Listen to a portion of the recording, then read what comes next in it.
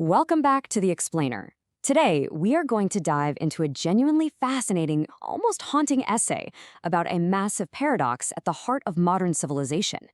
It questions the very nature of human progress by looking at the intersection of technology, sociology, and existential survival. And it does all of this through the lens of one startling national policy. Okay, let's just jump right into this. Why on earth would a country take the extraordinary measure of fully covering the costs of starting a family? Well, Japan is doing exactly that. We are talking about the state stepping in to pay for citizens to give birth to children. It's a massive, urgent policy decision from an absolute global economic powerhouse. But to understand the why behind it, the source material argues that we can't just look at economics. We have to look at the very foundation of what it means to be a modern society. Because Japan is aiming to cover childbirth costs 100%. This isn't just some small tax break or subsidy. It's an all-in, desperate attempt by a nation to reverse a terrifying demographic trend and ensure its own future. But the essay we're exploring today argues that this massive financial commitment is actually just a symptom. It's a symptom of a much deeper underlying crisis that is affecting the entire developed world. So let's look at Section 1, the illusion of civilization and rethinking the modern world.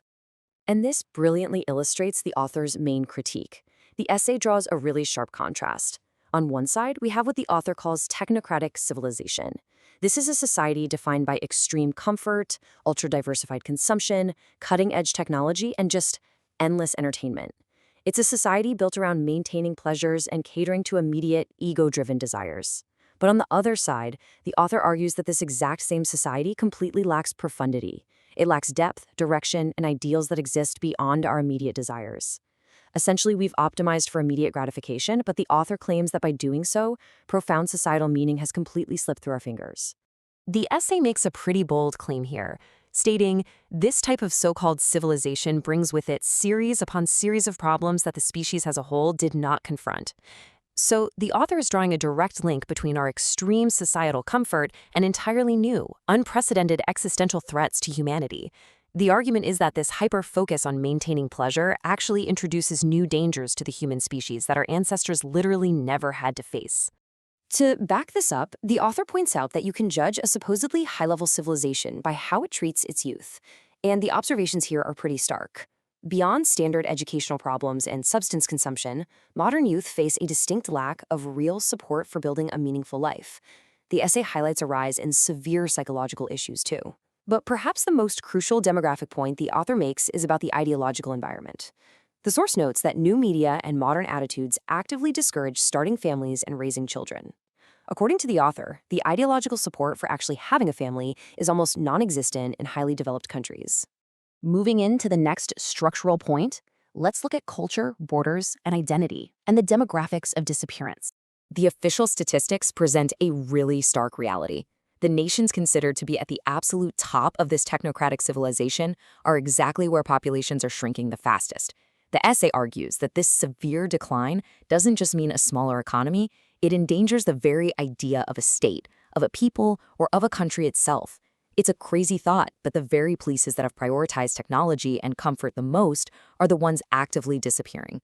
Now, the essay posits a really nuanced stance here. The author explicitly states they do not support traditional borders, nationalism, or a divided world in theory. However, pragmatically, they argue that we must acknowledge reality, writing, the identity of a people is lost together with the birth rate. If a specific population gradually disappears from a geographic space, nothing cultural or historical can be passed further. The native identity simply dies. So, the author contrasts this beautiful, global ideal, the belief that the earth belongs to all people in nature, meant to be lived in together, against what they call the rules of the game. Under our current global reality, they observe that while some nations will fight to preserve their identity at any cost, other nations, specifically the highly civilized ones, are being led toward gradual disappearance. Borders aren't disappearing for everyone, only for some. And when looking at how some regions, particularly Europe, try to solve this demographic cliff, the author offers a very specific critique. They write that immigrants are not a solution to replace the birth rate, for they come with their own cultures and traditions and do not carry further the history of a people. The essay's argument is that replacement migration might fill immediate economic gaps, but it does not preserve the native history or cultural continuity of the original population. Which brings us full circle back to Japan for part 3, the samurai lesson and the paradox of progress. So, the crucial point here is Japan's global reputation as an absolute pinnacle of achievement. They are at the top when it comes to technologies, pristine order, and immense cultural respect.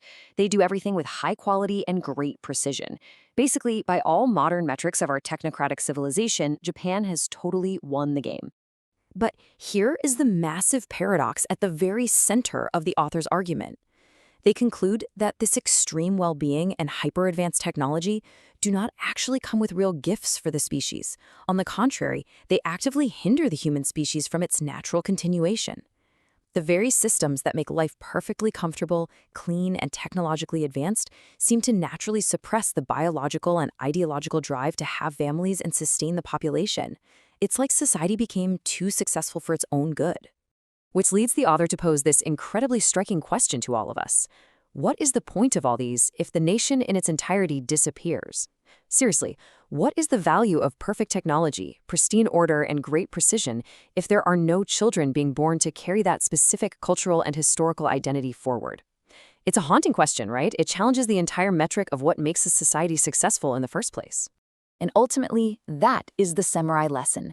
It serves as a global warning derived from Japan's current demographic emergency, asking us to seriously consider if our relentless pursuit of technological comfort is fundamentally at odds with basic human survival and the preservation of cultural identity. It forces us to leave you with one final, profound question to think about. Can a society actually become too comfortable to survive?